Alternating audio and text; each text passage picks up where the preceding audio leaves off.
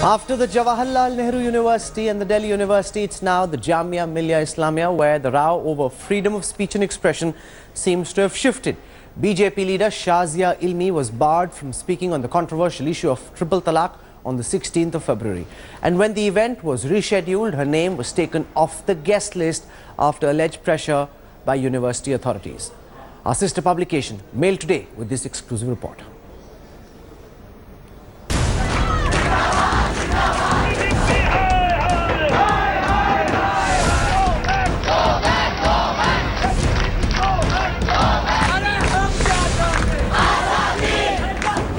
Azadi chants echoing.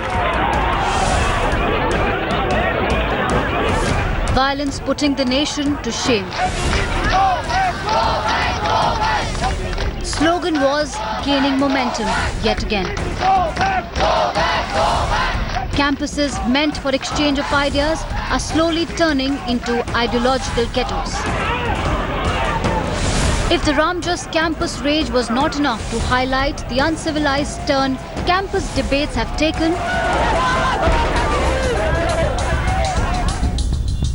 let's take you to Jamia Millia Islamia University, not very far away. A frenzied row on free speech and nationalism knocked on the doors of Jamia, where BJP leader and university alumni Shazia Ilmi was barred from speaking. This at a seminar meant to discuss the controversial triple talaq on February 16th. The event was then rescheduled for February 28th and the list of speakers changed. Not just that, the agenda too was scaled down from a straightforward discussion on the instant divorce practice. Apparently, there was such a lot of pressure on the organizers. There were close to hundreds of students who actually got together, put so much pressure in front of the seminar area where I was to enter to prevent me from going there. कल हमारा कार्यक्रम हुआ है 28 को और इसमें हमने कुछ स्पीकर्स को चेंज किया है। पहले जो स्पीकर्स हमारे थे और पहले जो हमारा मुद्दा था, जो विषय था वहाँ का, वो 3 तलाक का था। उस सेंसिटिव है, इसको देखते हुए हम लोगों ने जो टॉपिक था उसे चेंज करके मुस्लिम वुमेन एम्पावरमेंट कर दिया। Even then, disruptions culminating in sloganeering marred the event. There's this invitation card which is right here. There is no name of Shazia Ilmi being on the panel. There are 2 other women, they were also not there, she was also not there. So this allegation holds completely false. A barred Shazia Ilmi asked, what about her right? Umar Khalid and Sheila Rashid have all the azadi for abhivyakti, for expression. What happens to freedom of expression in my case when I want to express my views on a particular subject? किसी भी इंसान को देश के किसी भी हिस्से में अगर बोलने से रोका जाता है, मैं उसका समर्थन नहीं करता हूं, क्योंकि ये हमारा एक फंडामेंटल राइट है। लोगों को बोलने दिया जाना चाहिए, वो अपना पोजीशन रखें, हम उससे असहमत हो सकते हैं, उसका हम विरोध कर सकते हैं, लेकिन किसी को भी बोलने से नहीं रोका जाना चाहिए। There seems to be no end to this debate. But an important question rings in the heads of everyone. If campuses are melting pot of ideas, shouldn't everyone, be it left or the right, have equal space? Bureau Report, India Today.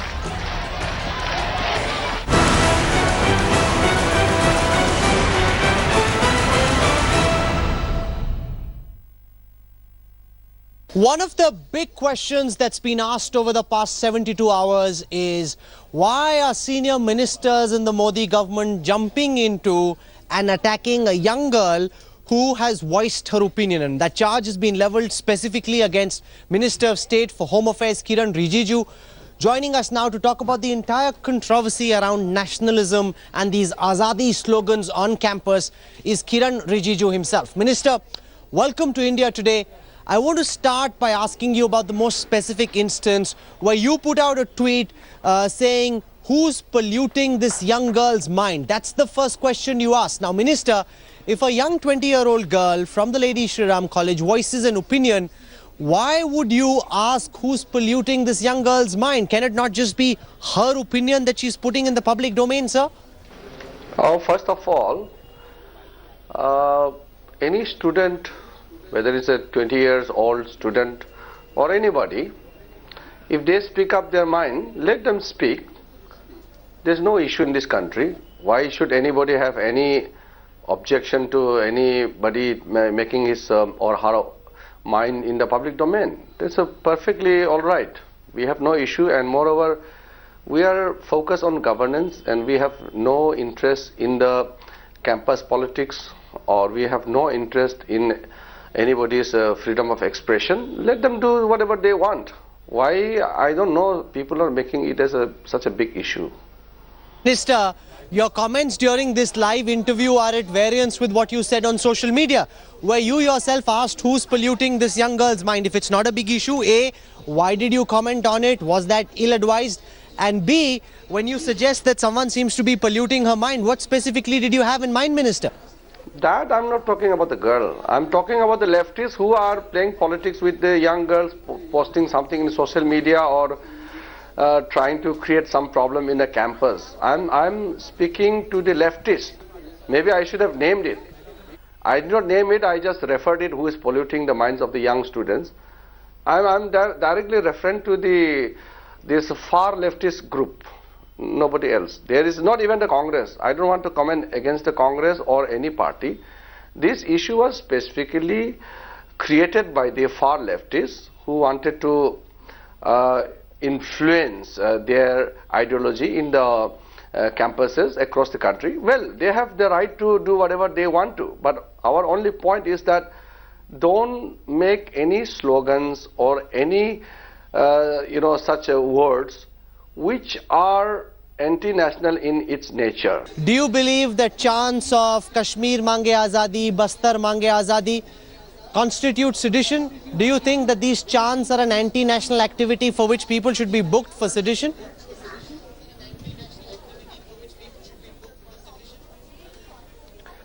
You are living in India, you are well experienced. People from Afghanistan, people from Pakistan, people from Myanmar, people from Nepal, people from Sri Lanka, people from Tibet. They have faced many problems in their respective countries, especially the minorities there. They have come to India. For what? Because they feel that India is a safe country. In India, everybody is free to speak against the government. Every day, people abuse the Prime Minister also, but nobody has booked them. You can speak against the government because this is the essence of democracy. You must debate, you must discuss, you must dissent. This is the beauty of democracy. But before 1947, if you say that we want freedom, we can understand. Today, what freedom you are talking about? Sitting in the territory of India, you are enjoying the freedom of abusing your country day in, day out. Then you still say you need freedom. Freedom for what? Tell me first. Freedom from which, definition? You tell me. In India, I'm talking about the Indian territory. Within Indian territory, is there any case where people are not allowed to express their freedom? Tell me. Is there any instance? Tell me. If the people are not able to speak out, and if there's a state terror, tell me one instance. This is a free country. Everybody has absolute freedom. But Minister, I can counter-argue by saying that countries in the Western Hemisphere are doing away with sedition laws completely. They're saying that the idea of a nation, the idea of India, cannot be such a weak idea that it is imperiled by a few people chanting slogans. If there is an incitement to arms, of course, the Supreme Court judgment you cite is the previous Supreme Court judgment. The way law and jurisprudence works is that the most recent instance is the instance which is the law. That's the one which is precedent. You look at the most recent ruling. The most recent ruling says that there must be a call to arms. Nations globally are doing away with sedition laws. And you're talking about a far stringent strengthening of the Sedition Act, the sedition laws. What you're calling for is very different from what's happening across the world, sir. No, if you are romanticizing with some of the Western countries, it's your wish. We are a different country. We are living in a free democratic country. We have our own sentiments. The far leftist group, they celebrate every time an Indian soldier is killed. they celebrate whenever there is any inflict on the India's national interest. They will say that Afzal Guru's judicial pronouncement is a murder. They will say that there should be a freedom for Bastar, there should be freedom for the people of Kashmir. Freedom from what they should define? I don't understand that these far leftist people, when they celebrate the moment every security force member is murdered, what do you say about them? So this is a battle between the far leftists and the nationalists. People of this country will decide which ideology suits India better for a prosperous and strong India. Let the people of India decide. There should be no violence. This is an ideological battle. I would like to ask one more thing. The Congress party is an ideological less political party, so they should not come into this discussion. This particular debate which you all have picked up is a battle, ideological battle between the far leftists and the nationalists. Let it be put before the nation, but there should be no violence. It is an ideological battle. Discuss, debate or dissent. Let people of India decide. Sure, I accept that. But I also have a couple of more questions. So it's been more than a year since Love Affair JNU, which started off this whole debate around patriotism. So far, no charge sheet has been filed by the Delhi government. Last evening, we had a story by a colleague, Arvind Oja, who spoke to the officers investigating the JNU case. And they say that the Delhi police in its investigation so far has found no evidence that Kanhaiya Kumar himself raised anti-national slogans and that he may not be charged under sedition. Omar Khalid may be, Anirban Bhattacharya may be, but Kanhaiya Kumar may not be. Now the question is, over the last year, several people have pilloried Kanhaiya Kumar, labelled him a traitor. Now suddenly the probe finds that there is no evidence of sedition against him. So that's the fear, that you have this grand trial play out in public perception, in the public's eye, whereas the reality is when the police sets down looking at investigation, they don't find any strong evidence against him.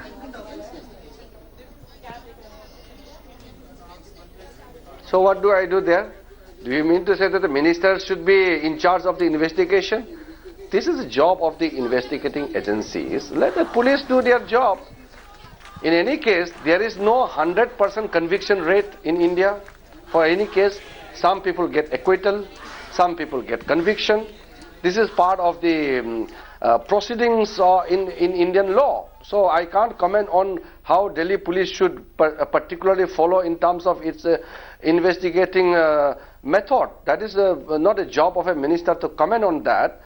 What I'm saying is the sedition law is little vague in India. So the police must be taking some time to ensure that the charge sheet are framed in a particular way so that it stands before the court of law. So I don't have anything it's to true, offer what you're here saying is correct, but it's not just the charge sheet in court. No, it's not just the charge sheet in court. There's also a public battle. The man has been branded a traitor. He's been called all manner of names. Now suddenly the police, which you oversee, incidentally as Minister of State for Home, is unable to explain why that sedition charge was levelled against him. So you've labelled somebody, tarnished his image, and in the end there is no evidence against him. I am very clear. I am very clear. Law is dependent on how you follow the rules, and conviction is dependent on how the investigating agencies carry out the case, and conviction is dependent on how the courts pronounce the judgment. I have nothing to offer here, but as a citizen of this country, for me one thing is very clear. Anybody who supports Afzal Guru, anybody who supports any terrorist organization, anybody who supports the separatists is anti-India. It's very clear, and whether you agree or disagree, that is your freedom. For me, I come from a border area. My village was under the Chinese occupation for 1 week. Tawang district was under the Chinese occupation for 1 month during 1962 aggression. These people, these far leftist people, they supported China at that time. Now also they celebrate the killings of Indian security forces. For me, anybody who speaks to break up India, anybody who supports terrorist organization is an anti-national and anti-India. It's very clear. I have been brought up in a particular manner, in a particular atmosphere, in a particular ambience. I have this ideology, I have this commitment.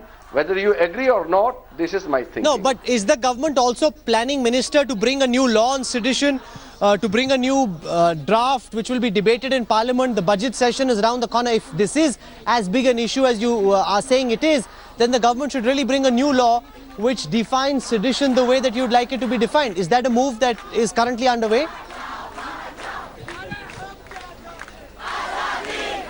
I have already stated in the Parliament that government is looking into the matter, and if more clarity is to be brought into this sedition definition, definitely government is looking into it. But we have to consult the Law Commission, we have to consult other related ministries. I cannot comment right now before you whether we are going to bring it into next Parliament session or next to next. I can't comment in that. But in the Parliament, from the government side, when I was answering to the question, I have clearly stated that better clarity in terms of definition of sedition is required. But I cannot commit on how much and how soon government is going to take action on that regard. I cannot comment now. It's important. The Minister of State for Home Affairs, Kiren Rijiju, saying at some point in time, a new bill will be brought about which he believes will more clearly define what constitutes a seditious activity. We don't want to take sides. You've heard the minister. The questions that needed to be asked have been asked of him. You've heard his responses. We'll leave it to our viewers to decide what they make of the Modi government's view. Kiren Rijiju, Minister of State for Home Affairs, for joining us on India Today this evening. Thank you very much, sir. Whatever you may think of what the government is trying to do, it is central to the government's idea of how they want to shape this debate around nationalism. Chanting Azadi slogans, they say, is not okay. Criticize us for all you please, but criticizing India or saying that India should be broken up is not okay. I want to bring you now an exclusive interview with Gurmehar Kaur's mother. This is the first time this Fauji's BV is speaking out on TV. But before that, I want to pause for a moment and tell you the story of Captain Mandeep Singh, the brave Indian Army officer who was killed in an encounter in Kupwara soon after the Kargil war. He's Gurmehar's father. A lot has been said about him. We actually looked at reports from that time, spoke to officers who were involved in those operations and put together the story of Captain Mandeep Singh. This is crucial to the story of Mandeep's wife, who will be with us in a moment, and she will talk about the pain that she had to go through in trying to bring Gurmehar up. Just take a look at this story and then I start the interview with Gurmehar's mother.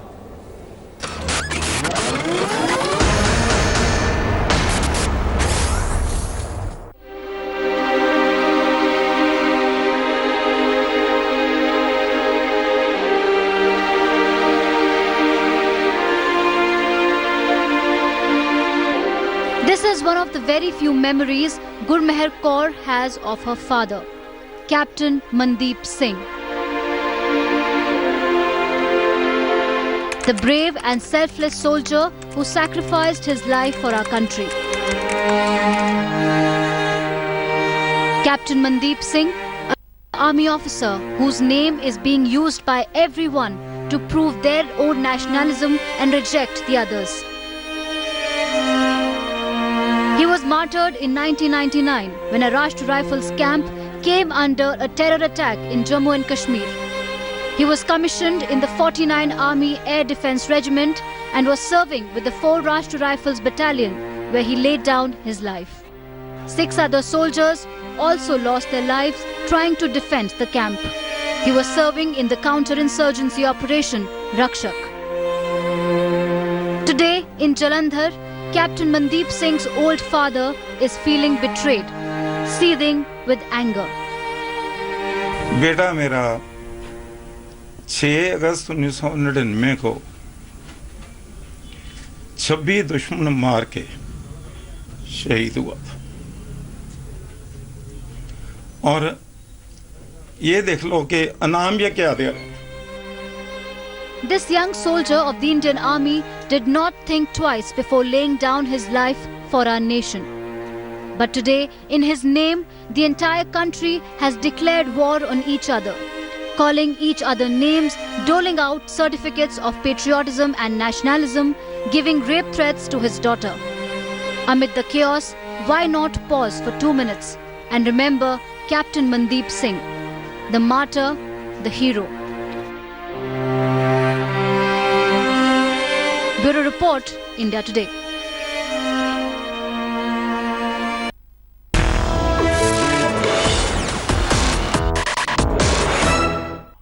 Let's now go across to Rajvinder Kaur. She's the mother of Gurmehar. She's joining us on India Today.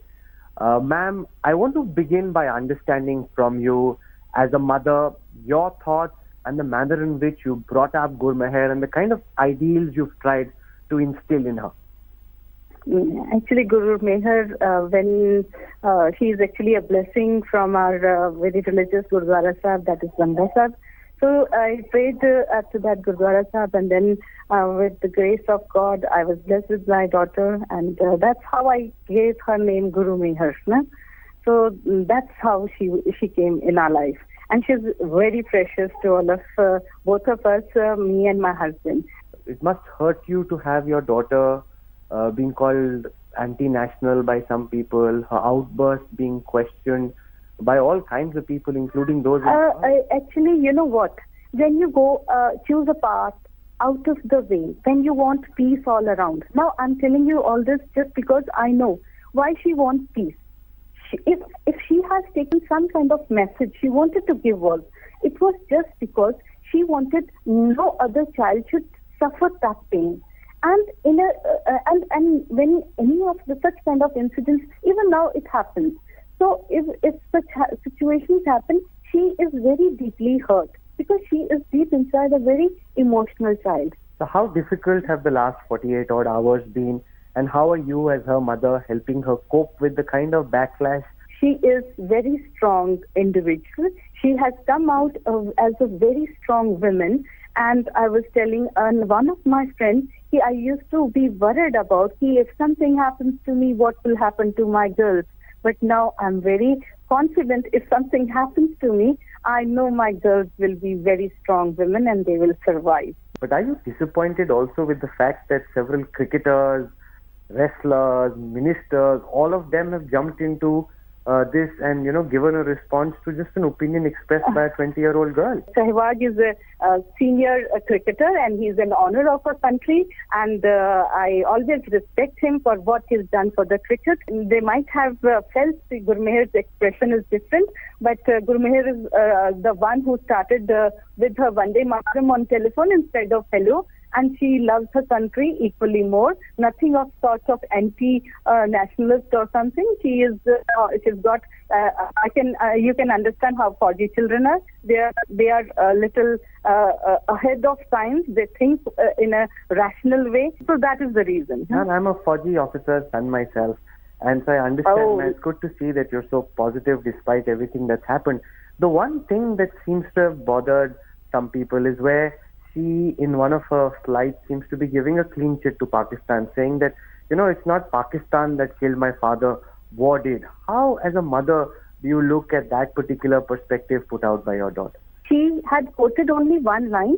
She was giving some kind of reference of some incident where she was running after lady with the hatred. No? So in that, I stopped her. She said, my mother stopped me and told me, Pakistan did not kill your father, war did. It was in a larger aspect to tell what is war. What war is destruction. So I never wanted kind of prospects of our country with neighboring country to have an impression of on our children and आगे से भी अगर कोई chance हो peace का, so I never wanted that to be inculcated in her mind to make her poisonous. More power to Fauji children. Thank you so much, ma'am, for joining us. Thank you so much. Thank you so much. Thank you, ma'am. Thank you. Bye-bye. Thank you. That's Gurmehar's mother speaking on TV for the first time. The left usually tries to make it seem that the right is intolerant, not willing to listen to another point of view. But it seems the left is equally guilty of the same charge. Now, one of the shining beacons of the left, playwright Javed Akhtar, put out a tweet yesterday where he seemed to mock the lack of privileged education of the likes of Yogeshwar Dutt, Babita Phogat. Remember, Yogeshwar and Babita had spoken out against Gurmehar and said that they didn't support her statement that it wasn't Pakistan who was responsible for her father's death, rather it was war. Now, Javed Akhtar in his tweet seemed to suggest that these people didn't have a proper education and therefore they were not capable of forming a proper opinion. Now, a lot of very strong umbrage taken to that rather condescending tweet from Javed Akhtar. But that's not all. It seems social media even now, 72 hours after Gurmehar held up that anti-ABVP placard, still erupting on this issue. Here's the story.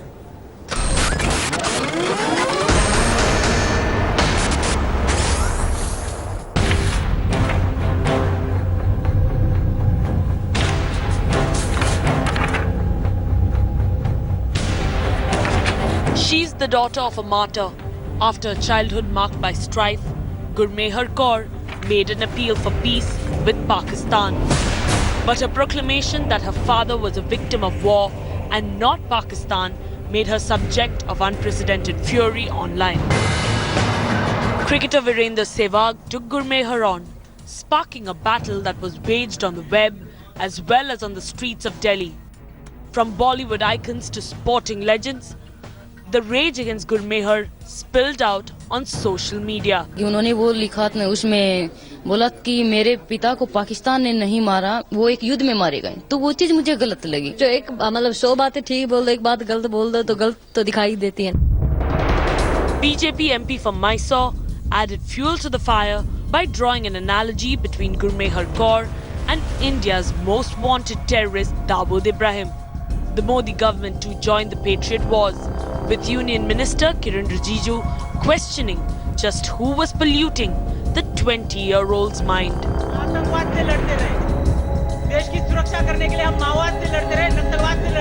But the nationalism versus free speech debate reached a polarizing pitch when Kiren Rijiju shared a video posted by an army jawan. हमारे देश के लिए सबसे ज्यादा खतरा उन गद्दारों से है, उन देशद्रोहियों से है जो भारत मुर्दाबाद के नारे लगाते हैं। The tide of social media trolls forced Gurmehar to withdraw from the campaign against the ABVP. And I would really appreciate if you guys respect my decision to be left alone. And I'm extremely happy, but then the campaign was never about me. A 20-year-old subjected to online vitriol for voicing her opinion. Bullied by sportsmen and politicians under the garb of nationalism, leaving the country divided over just where free speech ends. Bureau Report, India Today. I want to take you across now to Mysore. Joining us from there is Pratap Simha. He, remember, is the BJP MP who compared Gurmehar with Dawood Ibrahim. Pratap, welcome. Your tweet, and I want to put that out on the screen right now. Here it is. This is what Pratap Simha says. Let's just take this full screen once, please, so that our viewers can see before I put my first question to Pratap. Here's what he says. Soldier's daughter, Gurmehar Kaur, Pakistan did not kill my dad, war killed him. Then he's got Dawood Ibrahim, of all people, on the other side of the screen. He says, I didn't kill people, bombs killed them. And the caption at the bottom reads, at least Dawood did not use the crutches of his father's name to justify his anti-national activity. Now, Mr. Simha, you're a young MP considered by the BJP as a bright upcoming star. This is totally below the belt, uncalled for entirely. How do you justify putting out a post which compares what Gurmehar Kaur has said with what Dawood Ibrahim did? First of all, let me set the record very straight. I did not compare Gurmehar Kaur with Dawood Ibrahim even in my borrowed analogy. I only tried to expose the stupidity and immaturity of her statement by giving a metaphor or an analogy of Dawood Ibrahim, nothing else. And let me ask you, in her earlier postings, she only, expressed her views by saying, Pakistan did not kill my father, war did. What does it mean? See, if her father had killed in a war cannot happen with one nation. You need two nations for a war. If India is on one side, which is the country that is on the other side, and India cannot wage a war against itself. Her father got killed in Kashmir, and who killed her? Who killed him? That is my question. If it is not Pakistan, and which is the other country? No, but here's the question, Pratap. Gurmehar at the end of the day is entitled to her view. Now, you can agree with what she's saying, you can disagree with what she's saying, but the manner in which she's been attacked by MPs, by ministers, it really makes any ordinary person wonder. Here's not a politician. She's not from the Aam Aadmi Party, the Congress or the left. She's just a regular college-going student, and she's being pounced upon for having expressed a view. Now, you can disagree with that view, but why attack her? Sir, with all earnestness, let me ask you, when Nandita Thakur, Shilpi Tiwari, Preeti Gandhi were targeted, why this question was not raised? And forget about these ladies. When the 13-year-old Jahanavi challenged Kanhaiya Kumar, the India head of Twitter, Rahil Kurshi, he trolled her. He trolled the 13-year-old girl. At that time, none did not ask these kind of questions. And let me come to the issue of Gurmehar Kaur.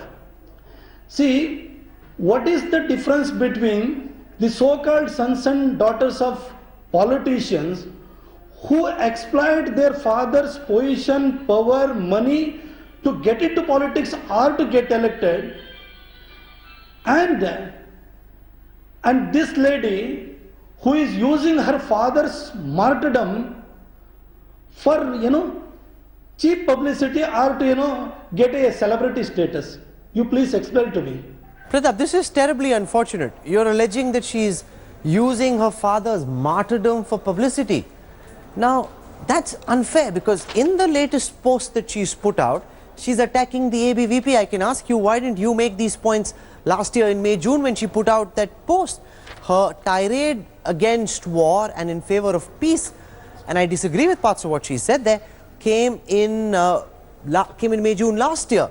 That time you didn't say a word. Now, because she's attacked the ABVP, suddenly she's become a target for people like you and for others. If this is indeed what you believed, you should have said it in the first instance. Why didn't you?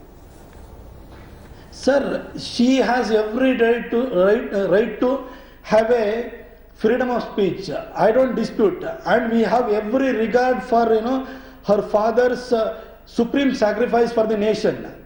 But she cannot take shelter in the martyrdom of her father by giving a stupid statement. No, but what about the larger charge and the larger question that people are asking? Why are politicians getting into campus politics? Now, let students argue this. You can agree, you can disagree.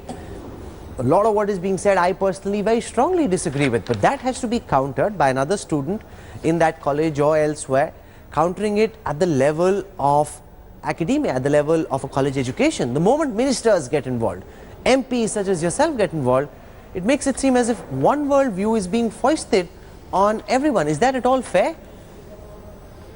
Sir, soon after Modi ji got elected to power, who started this politics of intolerance? Who propped up this Kanhaiya Kumar, Rohit Vemula, Hardik Patel? Now Gurmehar Kaur, tomorrow somebody else. Sir, we are just, we are under attack from all other corners. We are just defending, and we are just trying to explain to the nation about the, uncalled for attack against us, nothing else. And if you go through the Facebook timeline of Gurmehar Kaur, then you will very well understand her political lenience and her past actions and past association with certain political outfits.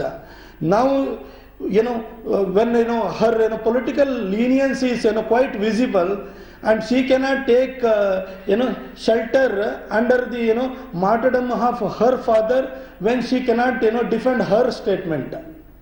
That's a very direct, sweeping charge you're leveling. Where is the evidence to back this? You're saying you've been looking at her Facebook posts from the past. It reflects her political leanings. A, she is entitled to whatever leaning she chooses, and B, to put her in the same category as a Kanhaiya Kumar or Hardik Patel is unfair, because people can have a contrarian point of view, which I don't agree with, you don't need to agree with, but it doesn't make them enemy of the state just because they have a different point of view. No, sir. She has exercised her right to free speech, and we are just countering her views, nothing else. And one more thing, there are 527 soldiers died for the nation. They sacrificed their lives for the nation during Kargil war, and there are thousands of policemen and army personnel who gave their life for the nation, but none of their sons and daughters are speaking like this, Gurmehar Kaur. That is what is shocking for us. Okay, I'm going to leave it there. As always on the newsroom, I don't take sides. I leave it to you, our viewers, to decide whether or not you agree with Pratap Simha. The questions that needed to be asked of him have been asked. He's given his reply. Without being judgmental, we leave it to you to decide what you make of this metaphorical comparison, he says, between Dawood Ibrahim and Gurmehar Kaur. Move any further, here's a quick look at some of the other big news headlines tonight. In yet another gesture of goodwill, India released 39 Pakistan prisoners and handed them over to Islamabad at the Wagah border. The prisoners include 21 people who have served out their sentence in India and 18 fishermen. The BSF handed over the prisoners to personnel from the Pakistan Rangers. India has once again nailed terror backer Pakistan at the United Nations. Addressing the 34th session of the Human Rights Council, India's ambassador and permanent representative to the UN, Ajit Kumar, claimed that the world's most wanted terrorists found succor and sustenance in Pakistan. Renowned Indian humorist and playwright Talaq Mehta, who garnered huge popularity for his column Dunya Ne Andha Chashma in Gujarati, is no more. The noted writer passed away at 87 after a prolonged illness. This is where we wrap up the newsroom tonight. I look forward to seeing you tomorrow evening with another action-packed edition of the newsroom. Till then, from all of us here on the newsroom team, goodbye, good night.